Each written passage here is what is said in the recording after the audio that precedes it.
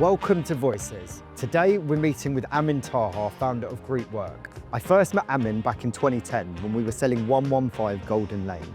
Since then we've been on quite the journey together through 3 different buildings, and today we're going to recount that journey, talk about the ups and downs and everything we've learned along the way.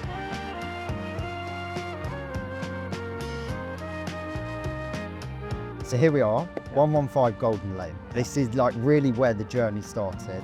First time I'd met you, you were, I think it's fair to say, sort of an up-and-coming architect at the time. I think it was back in sort of 2010. The city fringe was not what it was today. And interestingly, most of the interest we had in this building was from residential development. But been occupied for many, many years, blue carpet, suspended ceilings. So it'd be good to know what the thought process was behind this building. We were in an office just around the corner, and I think we were just walking past, could hear some work going on inside. What we quickly found is that if you stripped it all back, took all those layers off, the suspended ceilings, the carpet tiles, which are actually on a suspended floor, all the plasterboard off the walls and the columns, you find the original Victorian shell with timber and steel beams and these cast iron telescopic columns. Stripped back to that.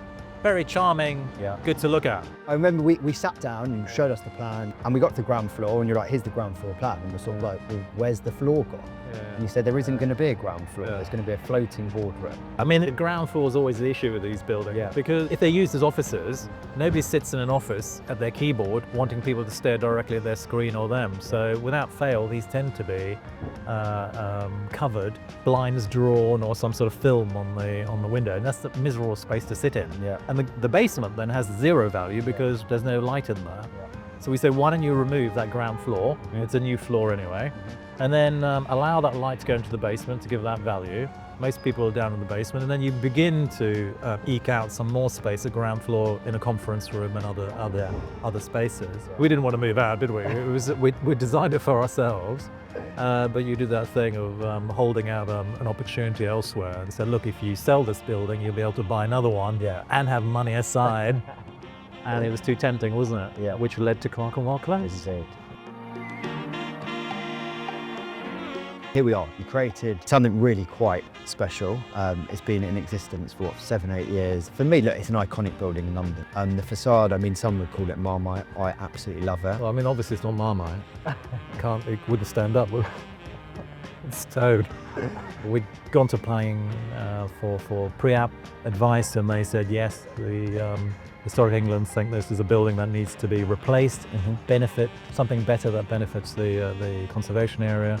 Please demolish, start again, and use either brick, stone, or something else. We built in load-bearing stone, big pieces of stone that hold up the whole building. So it basically meant the structure, which is what you're looking at, as found in the quarry. What we didn't know in advance is which stone would be rough, drilled, smooth. Which then obviously led to the planning issue, where a local councillor had not realised and went headlong for this enforcement notice after we finished the building. And that was 2 years of hiatus. The design of the office here was sort of Golden Lane 2.0. Again, no floor. That ground floor, making use of the existing basement and that ground floor. And because we were frustrated that you'd moved us out of Golden Lane and we never got to use the meeting room, the boardroom, we thought we'd rebuild it here. Should we get inside and have a look? Yeah, let's go and have a look. Cool. It's one of those spaces that every time I walk into, I just get this feel-good feeling. And it's just, I would walk in and I think, I'd love to work in this space. And it's great to see life in here again. These new guys, I know they're really enjoying it in here. And they were obviously the trigger. We turned up with an offer. You did. And as per usual. Yeah, you did the same, didn't you? You knocked on the door and said somebody wants to buy the space. And by the way, Osman Road's back on the market. Correct. And managed both value. Quite an interesting puzzle to put together. We managed to do it. Should we head over to Osman Road and see, let's talk about what we're doing. Let's do it. Here we are, 16 to 24 Osman Road, the final leg of the journey. Quite a move coming from EC1 out to here. What was the driver? How do you feel about it? What's the driver? Well, it's always your fault. Should we pop inside? It'd be nice to be done with it. I mean, it's amazing. I mean, I remember this space when we were trying to sell it, Yeah. like a disused warehouse, Yeah. sort of leaks coming through the ceiling, pretty Squatted. run down, squatted for quite a period of Yeah. time. But it's amazing with like your sprinkle of magic, what you've done with the place. Bit of white but- paint. They had a cleaning and white paint. Let's come and have a look at the canal. Let's do it. So you mentioned outside plans to use the water. Yeah. Obviously in its original form, that's exactly how Yeah, the exactly. canals and the basin. This was is all- used. So it's almost like bringing it back to life. Absolutely right. So now Canals and Rivers Trust are super keen that there's use made of this apart from just leisure. It's great. I suppose it's quite poetic. Someone so synonymous with stone in the way in which you. That used to be Estonia. Yeah, it used to be a stone. Absolutely. So quite poetic Yeah, ending. for you. Yeah. Great.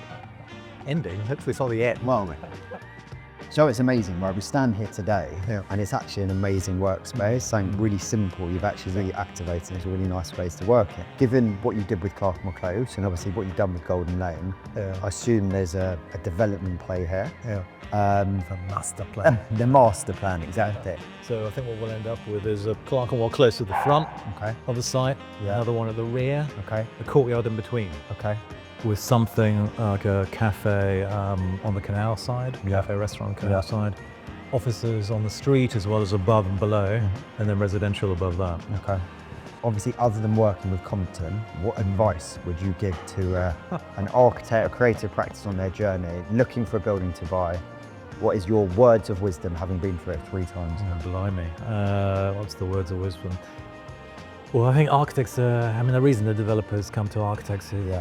what developers like to call unblocking the site. Okay. Your best place as an architect to do that. Okay. So keep looking around. There'll be odd sites that seemingly no one else can manage to do anything viable with. I mean, talk to the Comptons of this world.